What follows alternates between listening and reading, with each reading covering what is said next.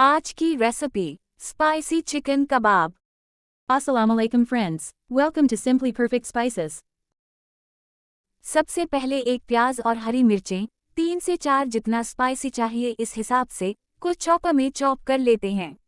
ये ½ kilogram chicken का कीमा है। इसमें इंग्रेडिएंट्स ऐड करते हैं।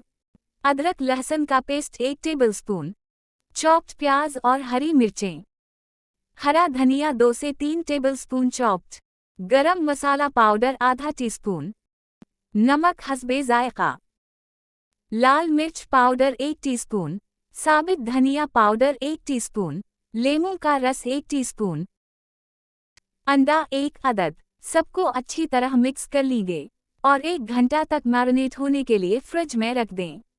फिर इसके ओवल शेप के कबाब बना लें। मैंने कबाब बना लिए हैं, अब उनको फ्राई कर लें। Spicy chicken kebab are ready to serve and enjoy. किसी भी रायता चटनी के साथ सर्व करें। Thanks for watching. अगर आपको ये रेसिपी पसंद आई है तो लाइक, कमेंट और दूसरों के साथ शेयर करें। और नई रेसिपी वीडियोस के लिए सब्सक्राइब करना ना भूलें।